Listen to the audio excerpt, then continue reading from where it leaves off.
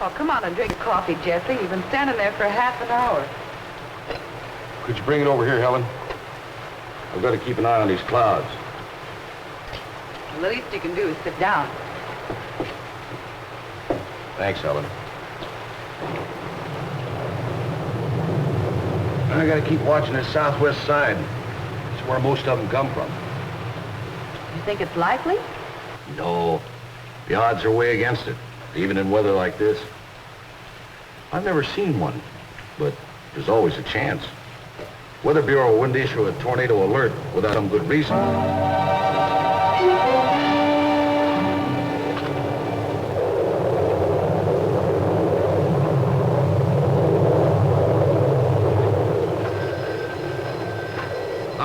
Operator, this is an emergency call. I want the Elmville Weather Bureau, Main 2100.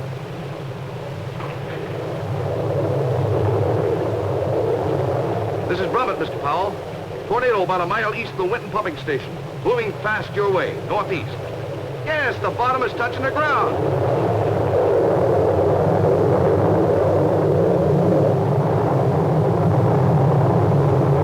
Yes, that day, Elmville was struck by a tornado. Most violent type of storm on Earth.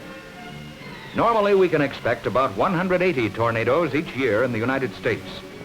They can occur anywhere in the nation.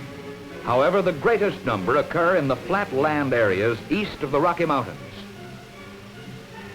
Each individual tornado is a violent local vortex in the atmosphere. The tornado's parent is a thundercloud, and the vortex suddenly descends to rotate wildly along the Earth in an upward spiraling motion. The funnel consists of air and moisture to which dust, mud, and debris are added by the inrushing winds, estimated to be rotating at speeds as high as 500 miles an hour. Tornadoes are usually funnel-shaped, although they may take the form of a rope, an elephant trunk, or a column. Although its sweep is generally only about 400 yards wide and up to 16 miles long, a tornado's destructive power is appalling. Strong buildings are reduced to rubble, automobiles lifted and flung through the air, great trees whirled about like toothpicks. The creation of a partial vacuum within the vortex can cause buildings literally to explode when the funnel passes close to them. No one knows all the facts about tornadoes, but meteorologists can detect the thunderstorm conditions that give birth to them. The presence of layers of air of contrasting temperature, moisture, density, and wind flow. Such combinations of conditions may generate a tornado. Usually this does not happen. But when the clouds become unusually threatening, it is wise to take every possible precaution. That calls for forewarning. And it is the responsibility of the United States Weather Bureau to provide the public with information regarding the possibility of severe local storms, including tornadoes. Such advance notice can save many lives and even help reduce property damage. To forecast the development of dangerous conditions, the Weather Bureau has established the Severe Local Storm Warning Center at Kansas City. The staff which mans this office specializes in forecasting storm conditions, not only for the Kansas City area, but for all parts of the country. Local conditions on which these men base their predictions are fed into the center constantly by thousands of observation posts across the continent. From local Weather Bureau offices come reports of surface weather conditions. Upper air conditions, which may be very different from those on the ground, are checked by weather balloons. Radar stations scan cloud formations at varying altitudes to detect dense moisture patterns, the beginning of bad weather as a rule. Specially equipped Air Force and Navy weather reconnaissance planes fly far beyond the continental limits to secure information on incoming weather.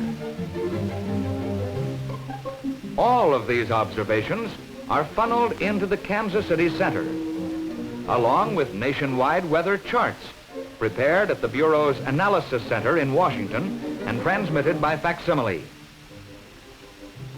Piecing together all this information, the staff prepares a detailed analysis of areas in which violent squall lines, hailstorms, and other dangerous weather conditions are likely to occur, where a tornado may develop.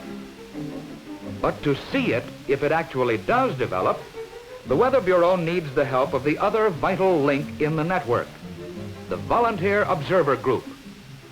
In Elmville, for example, the head of the local Weather Bureau had organized an observer network 2 years before the tornado struck. The first purpose of the Observer Corps was to spot actual tornado clouds and advise the Weather Bureau of their location and movement. Another aim was to inform the public about safe behavior during storms, about avoiding false rumors and panic. In the Elmville network, trained observers were stationed about 2 miles apart, with the heaviest concentration southwest of the city. All were pledged to watch any questionable weather, to report promptly to the Weather Bureau any dangerous-looking storms. One of them was Jesse Brummett, whose farm was located southwest of Elmville. One warm, muggy day in May, the forecasters in the Kansas City Center became concerned about conditions in an area to the southwest. These men have a heavy responsibility. They cannot needlessly alarm the public.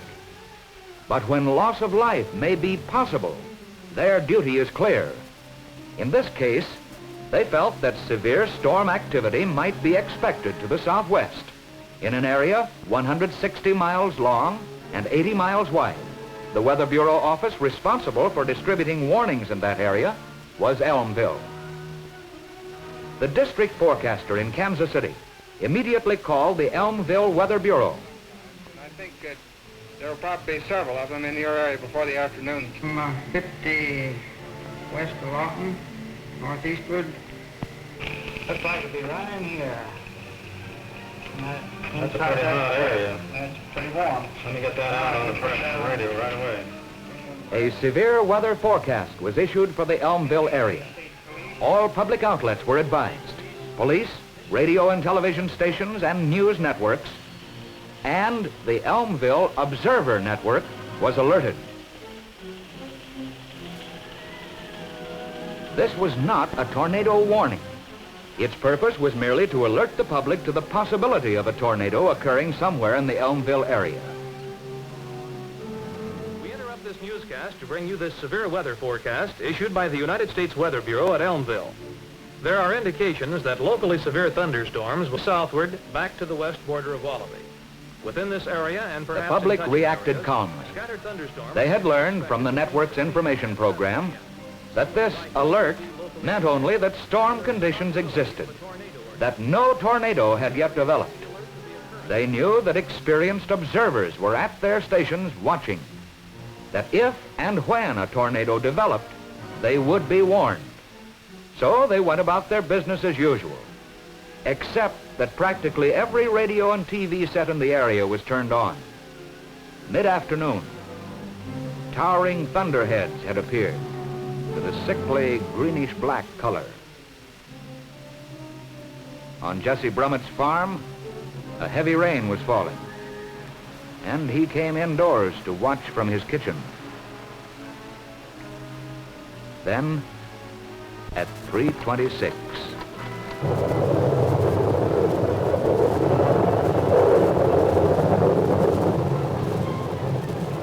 This is Brummett, Mr. Powell. Tornado about a mile east of Winton Pumping Station. A mile east of Winton Pumping Station. Looks like a bad one. Okay, we'll take it from there. this was it. Brummett's call gave Elmville nearly 30 minutes to get ready. Powell and his assistants issued an immediate tornado warning to all communities in the path of the storm.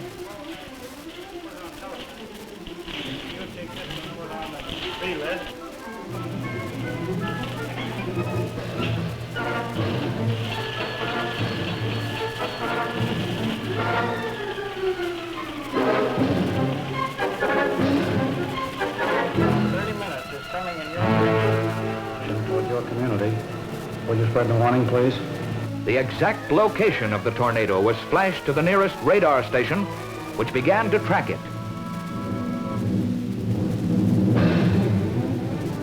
What they saw were echoes from a number of storms over a radius of many miles. But most important, the peculiar S-shaped echo of the tornado cloud Brummett had spotted. Now, they could follow its path and report any change of speed or direction.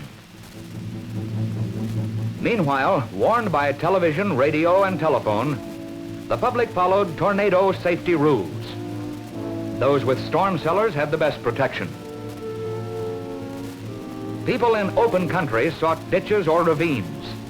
Lying flat in a depression will guard against one of the greatest hazards, flying debris as deadly as shrapnel. In homes, doors and windows on the north and east sides were opened to help reduce damage to the buildings. Families took shelter in the southwest corner of their homes, in basements if they had them.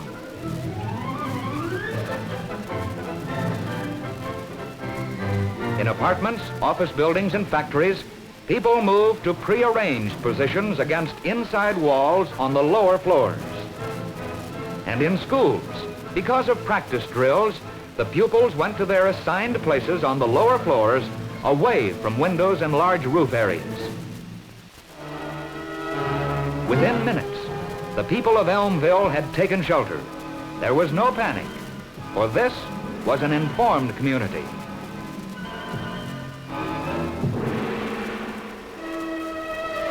Five minutes later, the tornado roared into the city.